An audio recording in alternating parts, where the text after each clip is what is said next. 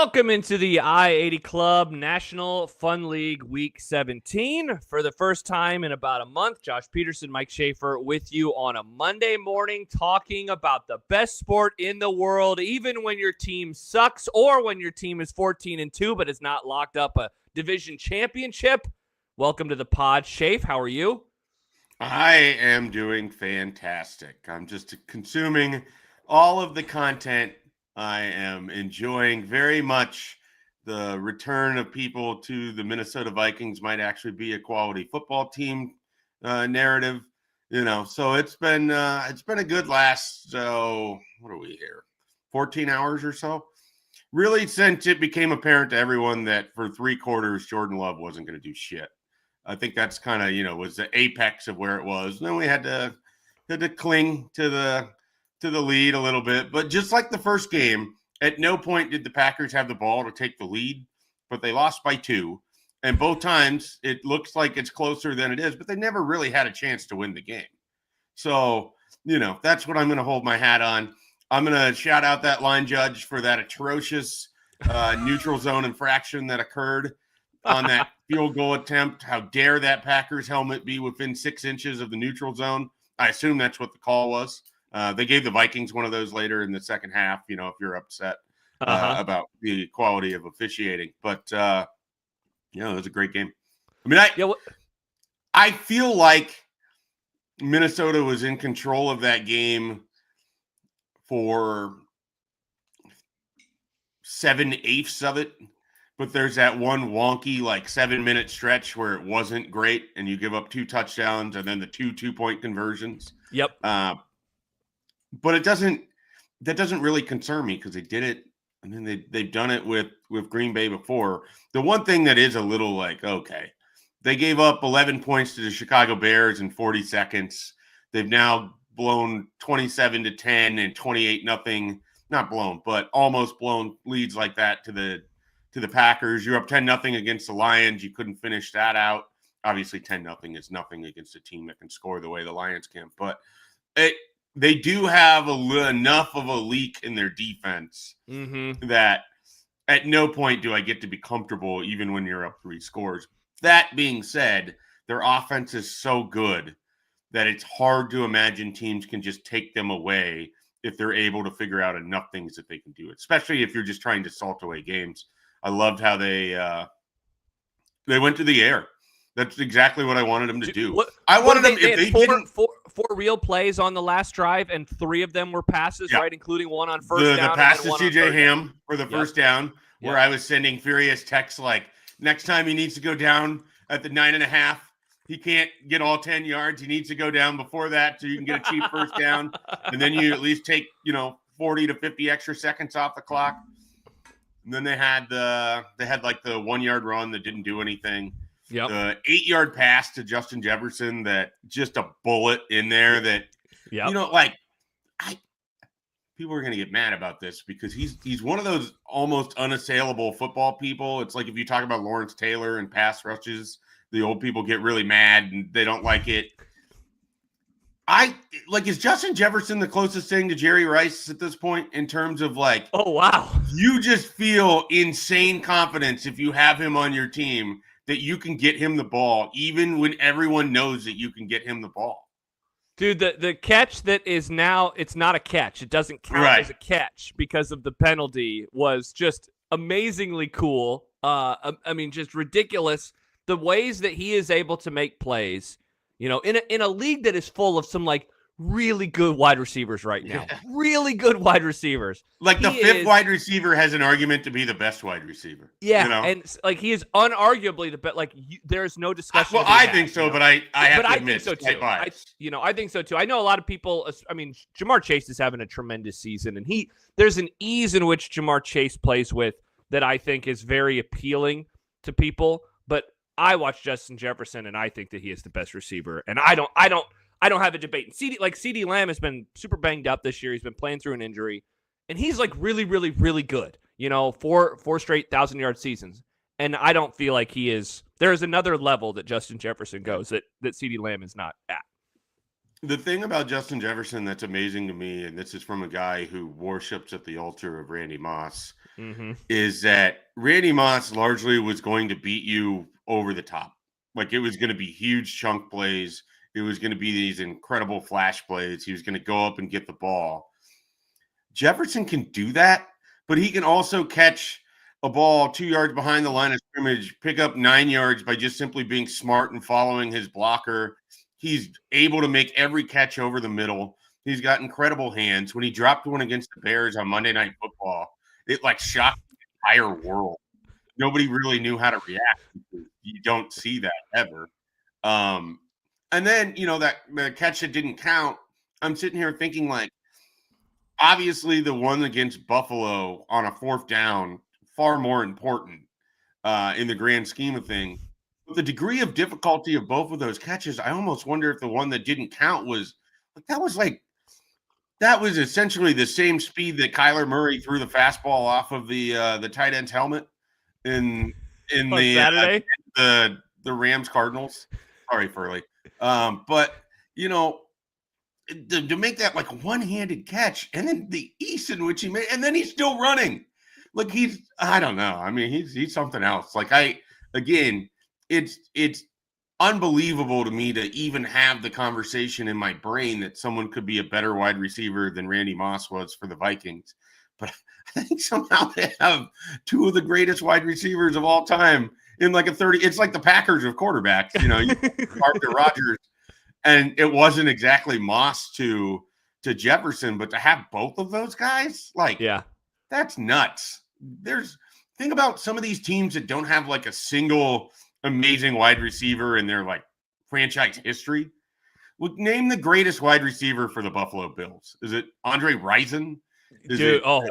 Reed, right? Is it Beebe who chased down the guy in the fumble? Good Lord. That's a great point. Is Stephon Diggs for his 3 years, even though you hate his ass for some reason? Is it Diggs? Yeah. Meanwhile, the Vikings have had 2 of the most memorable wide receivers in your lifetime. Right. And then they've had some good secondary players. I mean, Chris Carter. Adam Thielen. Awesome. Yeah. Chris Carter. I mean, right now they have Jordan Addison. Stephon Diggs. Yeah. Sidney Rice's 1 year in 2009 is better than some teams have seen from their top receiver ever. Yeah. I mean, it's just nuts. And all that I feel blessed. I wanted to go back to the end of the game because I wanted to read this text that I sent you yesterday at 6:04. And so I believe at this point it's still a 2-score game, but we're talking about how, oh my gosh, what's happening? And I said, hate being unnecessarily stressed about a game you dominate. And I thought that it was veering in that direction when it's 27-10, right? When you miss the field goal. And it's like, oh God, are things about to get really stupid here? And sure enough, and the Vikings do the thing that if they miss the 2-point conversion, everyone's like, you bunch of idiots. Why did you get too cute? Why did you follow the math down the rabbit hole? But then they get it, which then makes the game even more stressful because you're like, oh my gosh, they are either a field goal away from needing a touchdown to just straight up win, or they're a touchdown away from needing a field goal to straight up win. And of course, they end up getting a touchdown. And so at this point, they're down by 2. But, there's like a through line of the pod that you and I have had all season long going back to September. And it's you asking, why don't people believe in the Vikings? Why don't people believe in the Vikings? This is our first pod in 4 weeks. I feel like that is not the question anymore about them.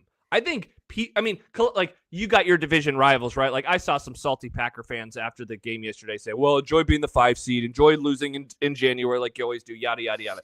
But I think for the most part, coming from an organization that hasn't won in January in more than a decade, has squandered 2 fantastic Hall of Fame quarterbacks, has a third that's pretty solid, and went 0-5 against the Vikings, the Lions, and Eagles. Just shut the fuck up, Packers fans. Nobody gives a shit. Sit down at the kids' table, and the adults are talking. But like to go back to that question, like it's not a conversation now. I think there is genuine like belief in them. It's now just going to come down to, can they get the 1 seed? Can they have a week off? Can they have home field? And can they get through? And whoever makes it through the NFC, man, beyond the first round, it's going to be a gauntlet because you're going to have to face some form of, the Eagles and another NFC North team, or like 2 NFC North teams, or the Bucks. Like, it's going to be a real tough stretch to make it to the Super Bowl. Here's the thing about like the NFC. You can say that the Vikings, the Lions, the Eagles are the favorites, But honestly, any of the 7 teams that get in are good enough to beat any of the other teams that are in there. It's going to be a total fight to get through that conference. I mean, no matter what route you take, if you have the 1 seed and you get the bye, and then you get the winner of either the Rams or Bucks or Vikings or Lions, you're getting a really explosive offense that on any day can score 40. Like all 4 of those teams have put up 40 points this year. Yep. How many teams in the NFL have actually put up 40 points? I mean, we know the Lions have. We know the Bills have. The Giants did yesterday. The Giants. We can add the Giants to the list. They're not going to make the playoffs. The Rams, the Bucks have done it twice now. Yeah. Like, I mean, those aren't exact. And I get, some of it is who you're going against and everything else. But those are all scary teams. I mean, I obviously just talked down the Packers there because they haven't beaten any of the top 3 teams in the NFC. But that's not a matchup that you're like desperate to play. I feel okay about the Vikings, the way that it matches up and what Brian Flores has done for 6 quarters against Jordan Love, and the fact that you're up 28-0 and 27-10, at various points, or 20-3, whatever 17-point lead sounds better to you. But there's still a team that's capable of winning games. Like there's the Commanders even. Like I would say of the 7 teams that we already know that are in the NFC, because there's nothing left to decide there. The Seahawks are out. I guess there's 8 teams because you could play Atlanta or you could play Tampa. I was going to say, yeah, Atlanta. I don't see Tampa losing. I don't see Tampa losing next week. Yes, I would agree. Just assuming that Tampa wins. Of those 7 teams, I guess the Commanders are 7th for me. But it's not like I'd be excited about a Commanders Minnesota matchup, because the idea of trying to tackle Jaden Daniels when you need a stop just seems scary as hell to me. Yeah, we saw the entire second half of the game last night, just how his ability. He had some plays, Schaef, that were so casual in his ability to just kind of spin around and then keep going forward that, yeah, you would I think I'm with you. I think I would have them 7th of the NFC teams, but I know that if I'm playing them and it's 3rd and 6, I'm like, oh God, another 3rd and 6 play. What's Daniels going to do this time? So you're right. Like it's a crazy conference when you just kind of stack it top to bottom. I do think that there is definitely a separate tier, and I think that I think most of us would collectively agree that the Packers are not in that upper tier. It is Vikings, I think they're Lions, sort of Eagles. in a tier by themselves. Yeah. They're more complete than the Rams, the Bucks, and the Commanders. Mm-hmm. But they're not as good as the Eagles, the Lions, and the Vikings. And they're 0-5 versus the top 3 teams, right? And there have been times the Eagles game was close pretty much the entire game.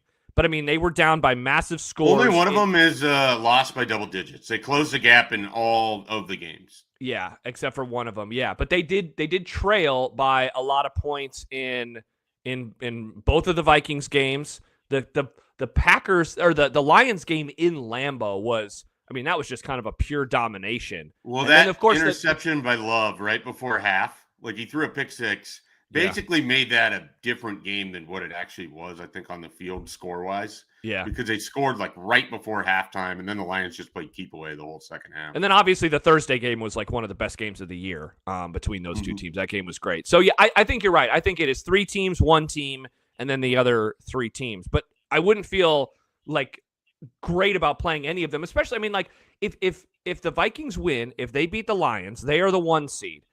And then, I mean, dude, there is a world I think the Packers could beat the Eagles. I won't pick it to happen, but then suddenly you're playing a team for the 3rd time and you're playing them for the 2nd time in 3 weeks. Like, even with winning, both of them this year, even with having a 28-point lead and a 17-point lead, like it's just playing a team for a 3rd time is just like, oh my gosh, they know tendencies. They have a lot of film. They're going to be really familiar, all of these things. Or there's a world where the Eagles win and suddenly you're playing a combination of Commanders, Rams, Bucks, whatever.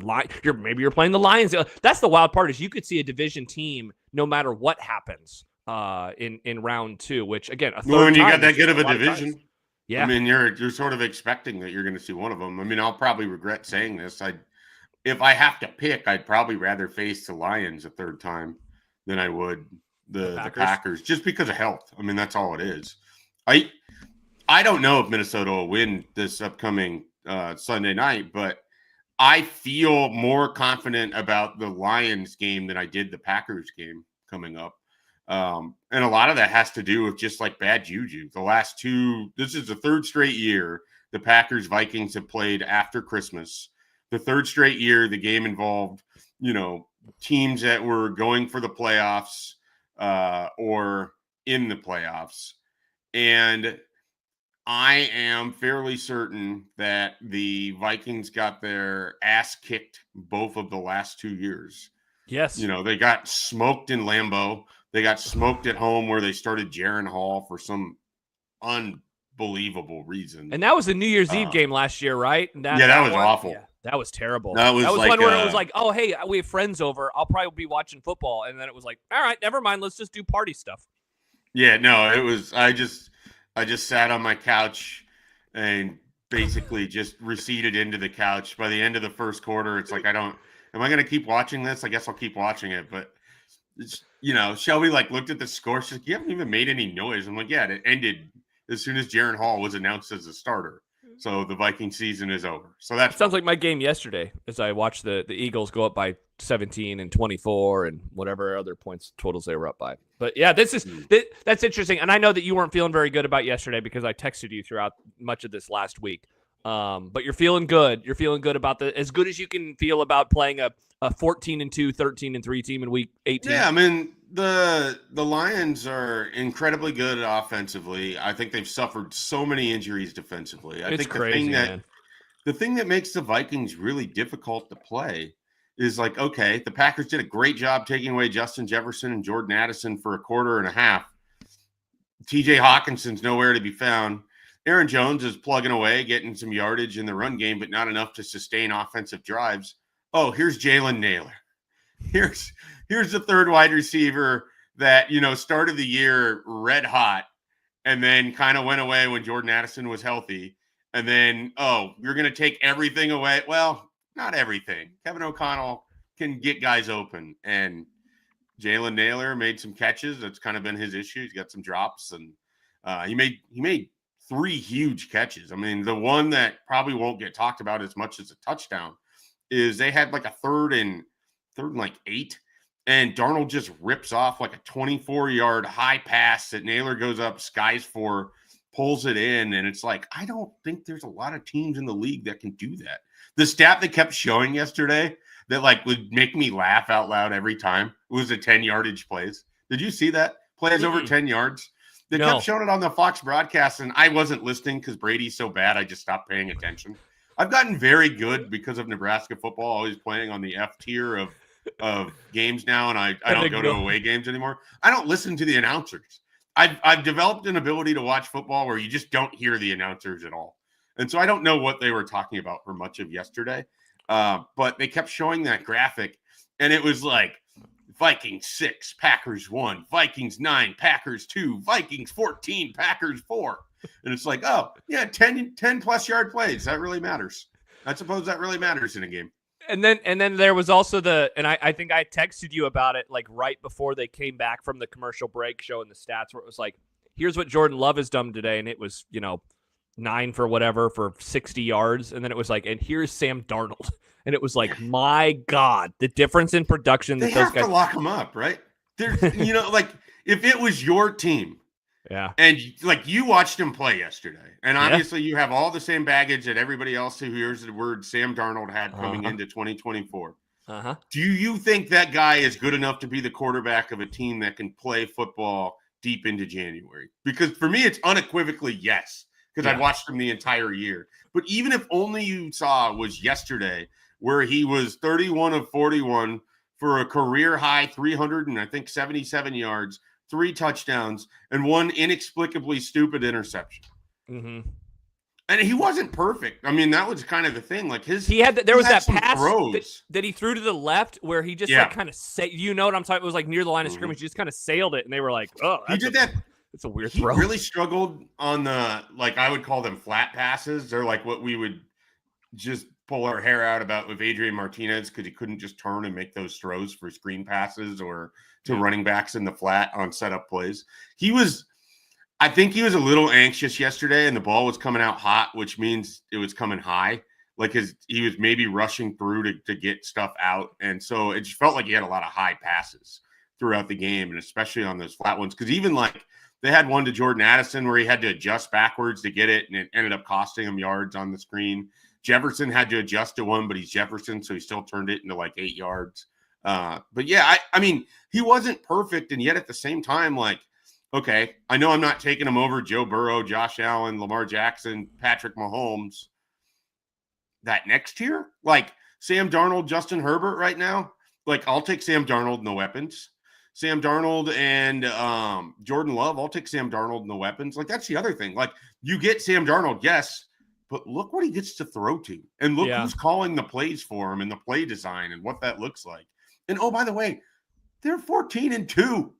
He's thrown for 35 touchdowns. I saw this stat that like made me like completely double take.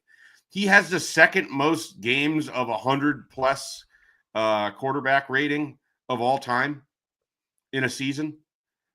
The second most games. Do you know the person he's behind? I mean, it would probably be, like a Hall of Famer, right? Is it Aaron Rodgers? It's Aaron Rodgers. It's Aaron Rodgers, yeah. Yeah. Wow. So, what he has done this year, and again, like, if you can get past it, his name is Sam Darnold. Yeah, that's the thing, right? Frank touchdown thrower.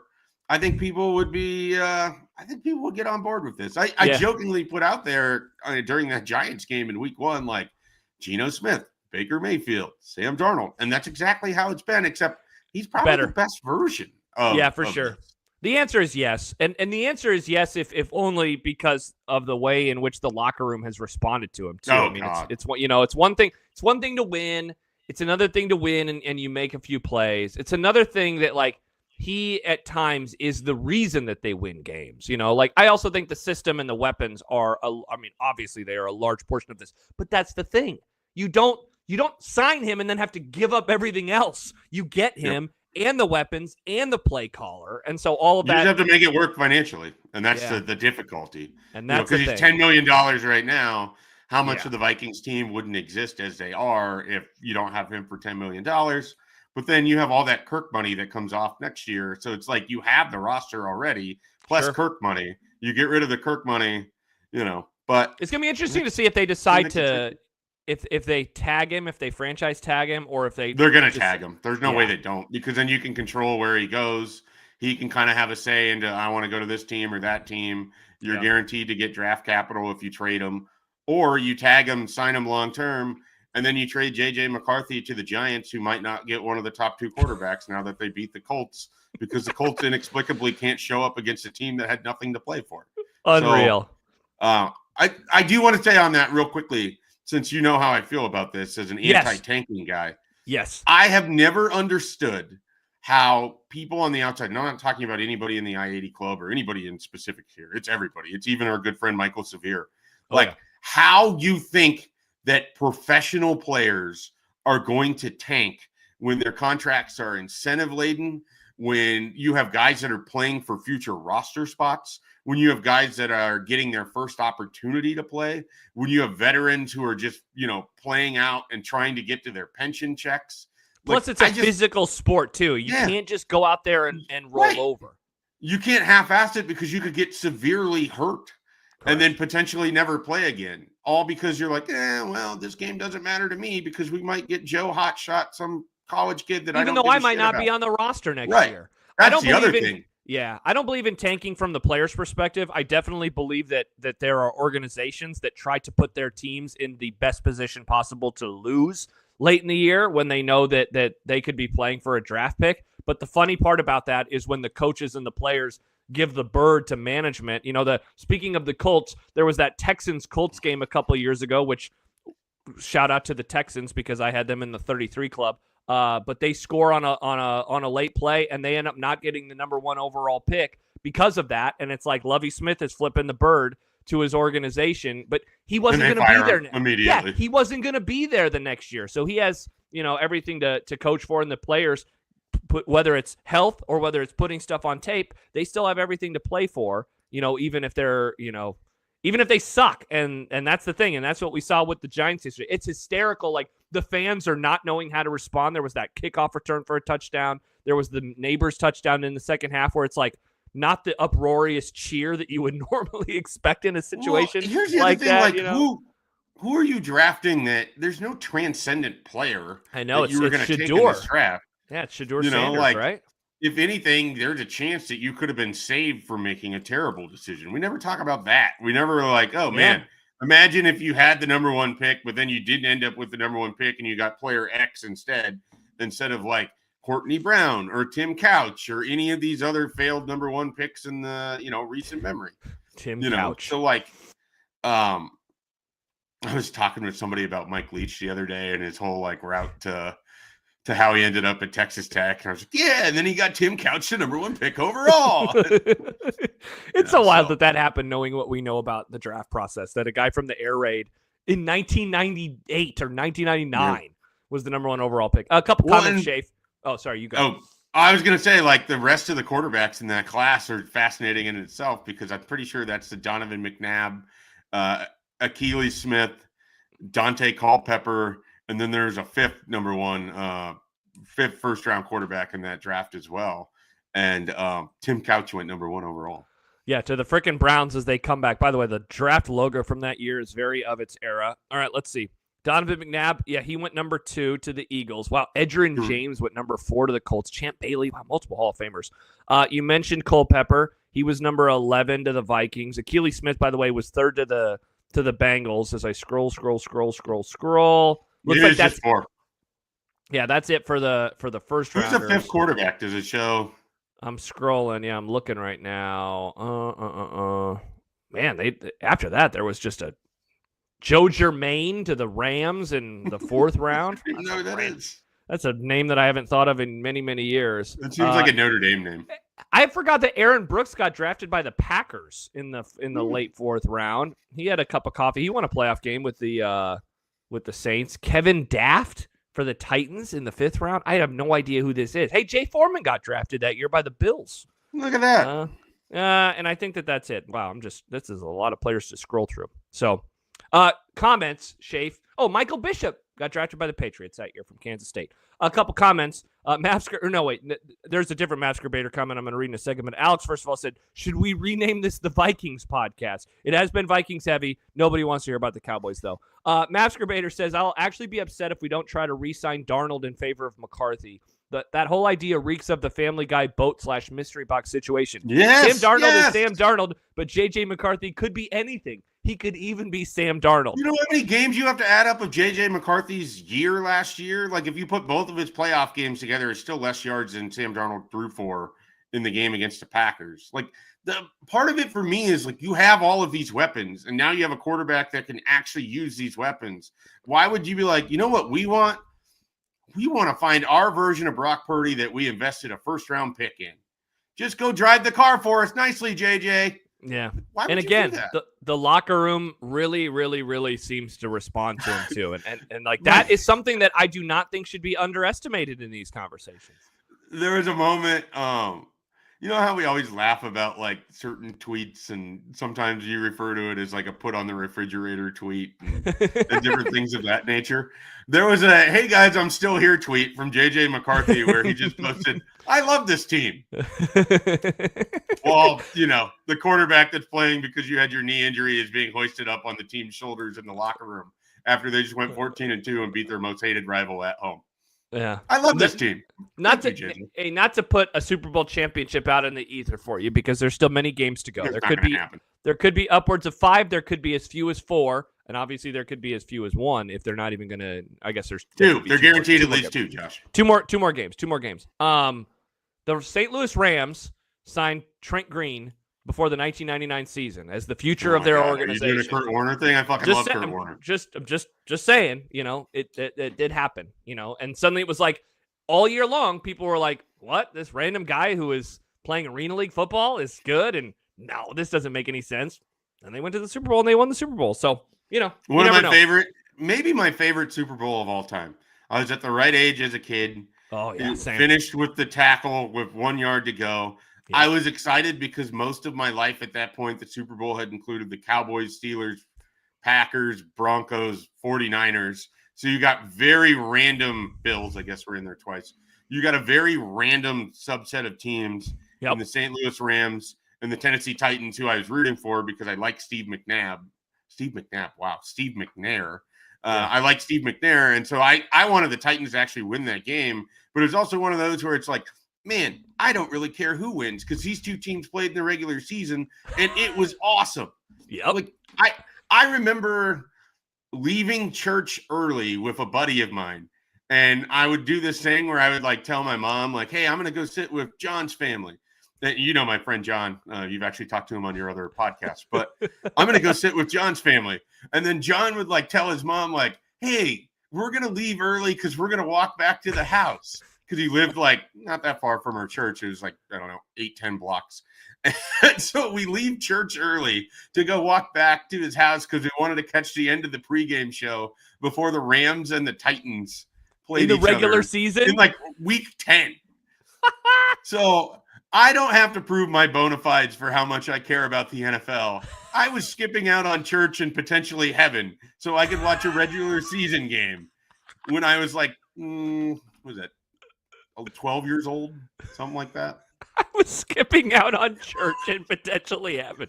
That's the name of the podcast this week. Shout out to Mike Schaefer for giving it to us as we roll the on. The real reason Sundays matter. Oh, man. NFL. Yeah, that I remember being very excited for that Super Bowl. I was very much Rams-pilled that year because the Cowboys were garbage. I really liked watching them. The Kurt Warner story. As the son of a pastor, we were obviously very much in the Kurt Warner hive in our family, rooting for a God-fearing man like Kurt Warner. I clearly didn't care about that aspect of it. I just liked that he threw the football pretty damn well and that they were fun to watch.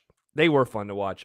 We have not talked at all about the AFC today, featuring our favorite quarterback. Well, he was our favorite quarterback until Sam Darnold came along. Josh Allen. Josh Allen's amazing.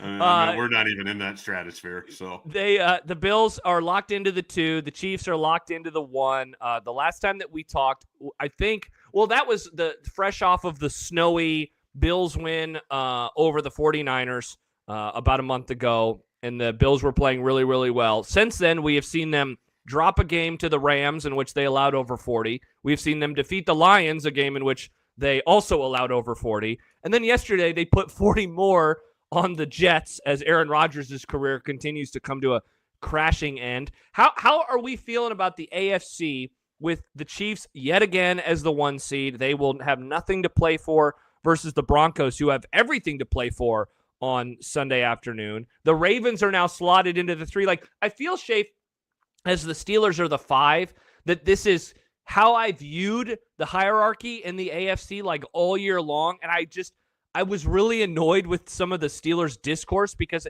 at a certain point I did say, like, all right, fine, uncle, they are good. They do find a way to win games. And then when I believe in them, they suddenly drop 3 in a row and they look like absolute shit in the process. How are we feeling about the AFC? Because it seems like that conference is 3 teams, and that is where the discussion ends. I really don't even want to hear a whole lot about the other 4.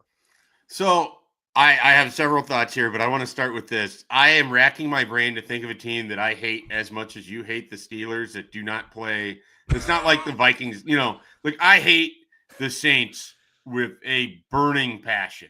Yeah. If they never win more than 5 games again, I would love it because I just hate the Saints. Shout out Michael Severe. Doesn't even matter that Sean Payton's not there anymore. Just absolutely hate them for everything that occurred in 2009. Everything that it's occurred after, the fake tough guy bullshit that Dan Campbell has with the Lions now. I hate all of it. I hate it so much. But I can't think of a team in the AFC that I hate the way that you hate the Steelers. Like, I don't have anything like that, and I'm kind of jealous. Like, just listening to you talk about it, it's like, man, I love hating stuff.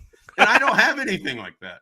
I hate them so much. It used to be the Chiefs, but now they're so damn inevitable that hating them just feels like it's, like I hate the fact that they're inexplicably able to pull the game out of their ass against their own poor play over and over and over. I hate that they seemingly get the benefit of the doubt on every single call, bounce, everything ever over the last decade. But I don't know that I can come anywhere close to how you feel about the Steelers, who are just kind of a fun, plucky story, but completely and otherwise like not going to challenge for anything.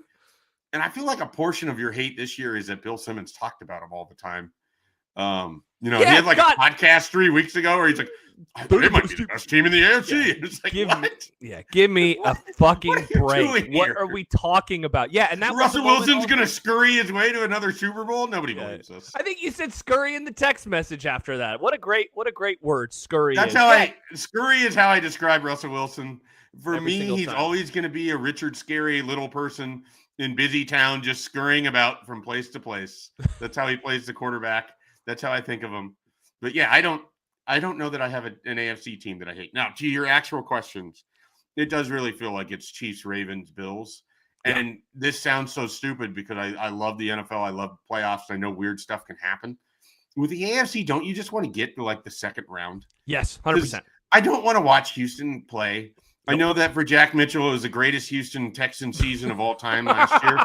And I probably shouldn't have made fun of him for it as much as I did, because compared to last year, like, this Texans team is unwatchable. They are not fun. And so they're not fun.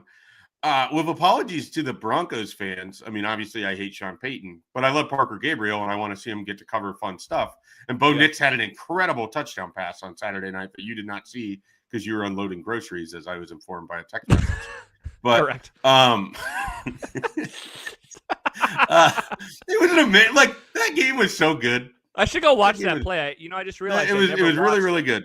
Yeah. But I don't want to watch the Broncos in the playoffs either. Like, I want the Bengals in there, but I also don't want the Bengals in there because then they would get the Bills. And I know what the Bengals would do to the Bills. The Bills will not win that game if the Bengals get in. The Bengals will win. Then I'd rather see the Bills advance because I don't think the Bengals can win 3 games to get to a Super Bowl. So a lot of it is I don't want to watch any of these matchups. Like, and the Chargers are solid, and Jim Harbaugh is clearly a really good coach. But I just don't like the only one of those teams I think they could beat of the 3 are the Chiefs, and it's because they play them so often that they know the personnel really well. I think the Bills would kick the Chargers' ass. We watched the Ravens kick the Chargers' ass. Yeah. So there's just not a lot in the AFC like that I want to watch matchup wise. I want to get to that second weekend where you're either going to get Bills, Ravens, Ravens, Chiefs, if the Ravens decide that they don't want the 3 seed, which is a real thing, I guess. You're right. So if the Ravens lose this weekend, and so if the Ravens lose to the Browns and the Steelers beat Cincinnati, the Steelers would be the 3. Oh wow! And the Ravens would get 5. A game against the Texans, who they just beat 31-2. And honestly, wow, I kind of like. There's a way the Texans can win that game. I just can't see it. Yeah. So for me, if I was the Ravens, I would use this as a bye week.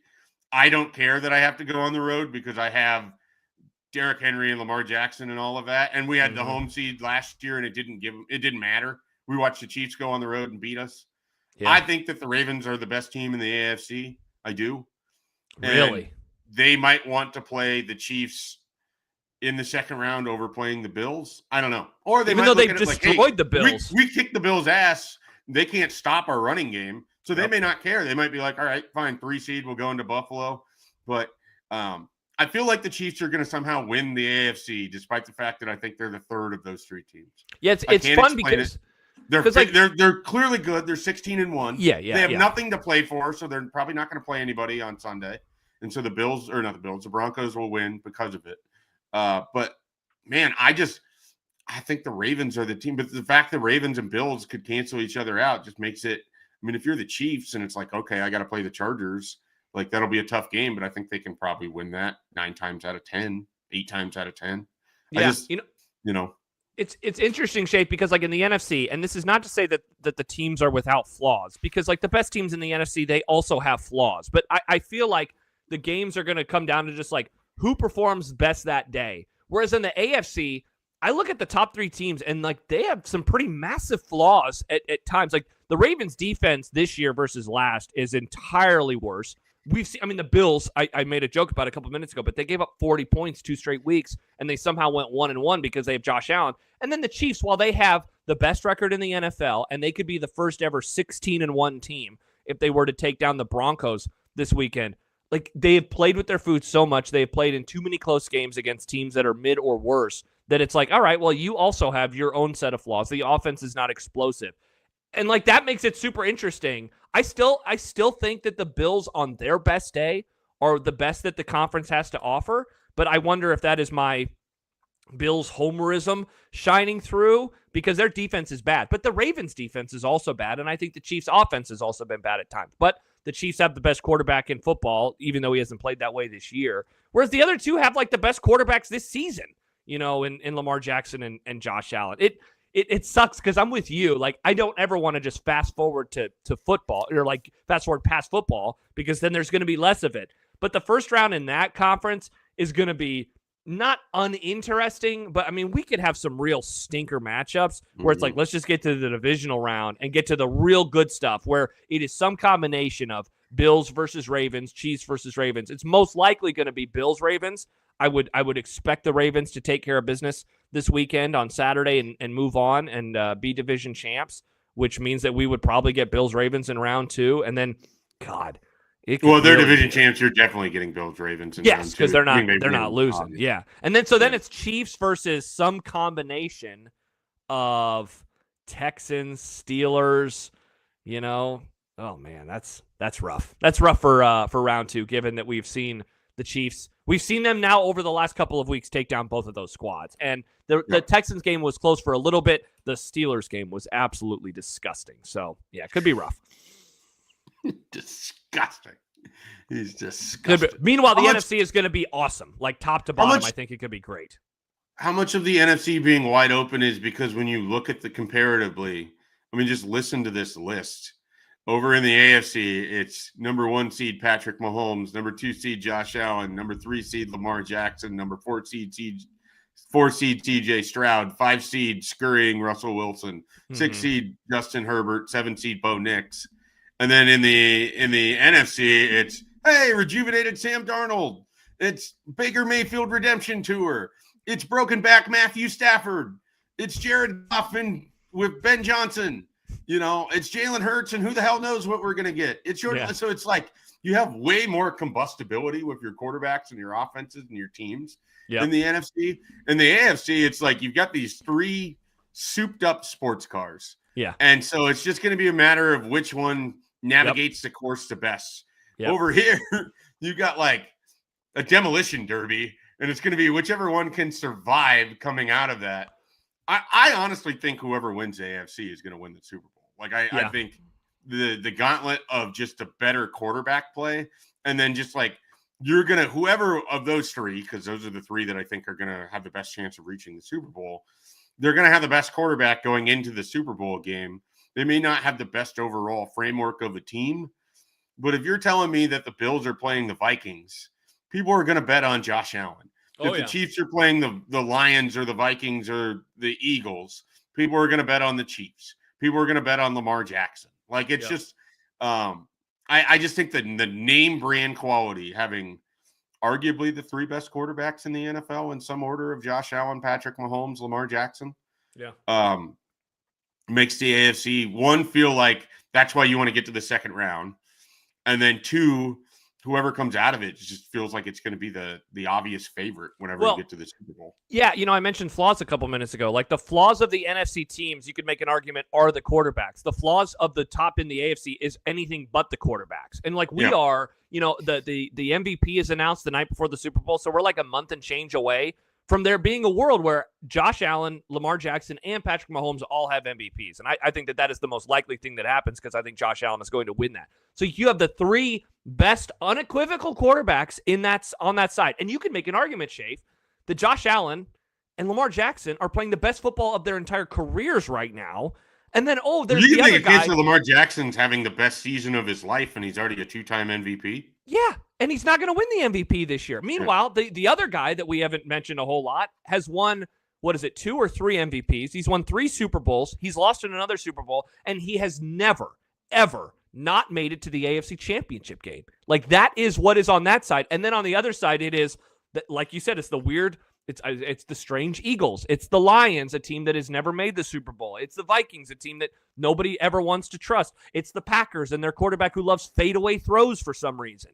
And like the guy who you can maybe trust the most because he has done it is always injured in Matt Stafford. And then you have Baker. Like, it's a wild, wild conference. And their, combustibility, I think that's a good word, because it certainly seems like that side of the ledger has it in spades.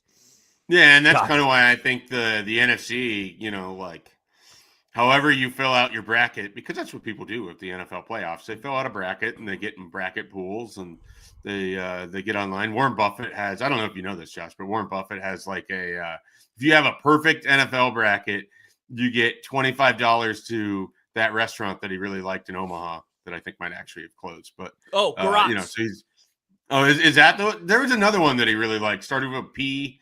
It was over there on like 60th and P Center, maybe Petros or something like that. Oh yeah, I know which one you're talking about. Yeah, that closed. Yeah. He was a big fan of that place, I think. So yeah. Wow. But you can get a commemorative $25 gift certificate with a perfect bracket. Warren Buffett will give it to you. He's a big fan of that, but we're a big fan of the NFL on this podcast. We are. Which is why the National Fun League. You can see it right up above.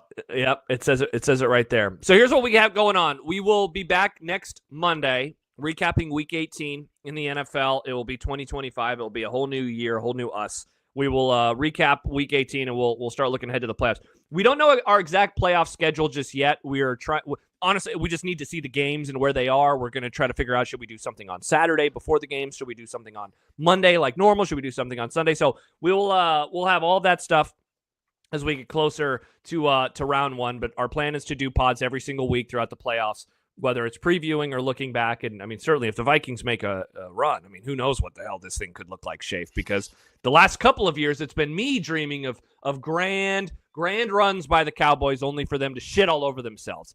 And now you are very much in the, they're not going to do it. They're not going to do it. Though I know that when you lay your head down on your pillow now, you start dreaming of Vikings Super Bowls and lifting up the trophy and Sam Darnold and you being able to tell Packers fans to go pound sand for the rest of time. So, I mean, that would be nice. Did Aaron ever respond to the text that you were supposed to pass on to him? I forgot to send it. He sent me something that I was also supposed to pass on to you. So I both of you guys talking to each other through me. I sent zero text to anybody. I didn't want to ask for his number on the off chance that it would just start a text, exchange that would never end. So yeah. And he was at the game, so I didn't want to bother him. It's like a couple that's fighting, and like, I don't want to talk to your father. Tell your father this. That's how I felt in the moment. What were you gonna say? Should we make predictions on where the playoff seeds line up real quickly before we end the show here? Yes. We can then predict what we think the playoff matchups are going to be. All right. I think the Vikings are going to be the one, because I think they're beating the Lions. We obviously know that the Eagles are the 2. I think the Rams will take care of business. They'll be the 3. I like the Bucs to be the 4. Rams need to win and they're the 3, or Rams. So, like, if the Rams lose, Tampa wins, does Tampa become the 3? Yes, that is correct. The Rams are not locked into the 3. Do the Rams care if they're the 3 or the 4? I guess you don't have to play the Lions if you win. Yeah, I don't know. Like last year, I thought that they would have cared in Week 18 because it moved them from playing the Cowboys to the Lions, but they didn't care, and then they almost went on the road and beat the Lions. You know what, Schaef? I'm boring. I actually think that the 7 right now, if you go to the standings, because the Lions haven't played yet, the top 7 is what I'll go with. Vikings, Eagles, Rams, Bucks, Lions, Commanders, Packers. I will say that that's the 1 through 7 in the NFC. I don't think anything's going to change. On the other side, I think that it'll be Chiefs, Bills, Ravens, Texans. Steelers will stay at the 5. Let's go Chargers, obviously, at the 6. Man, do I want to get cute and say that the Broncos are going to lose to Carson Wentz? No, I think that I think that the both of them are going to be really static, but there's the part of me that definitely wants Cincinnati to get in, because Burrow versus Allen in round 1 would be pretty sweet. I'll just go static for both sides. Top 7 is what it is. How about you? All right.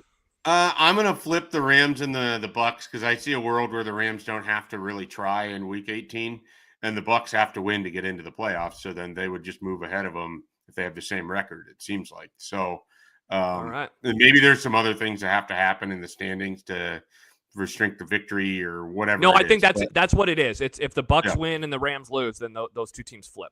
So I think what you're going to end up getting are your round 1 in the NFC.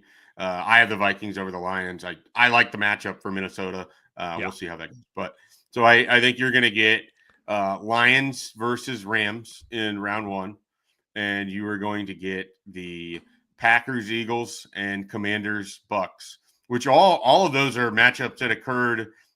Yes. Those are all week 1 rematches. Wow. Those are all week 1 rematches. That's crazy. One of them was played in Brazil. One of them was played, I think, in D.C.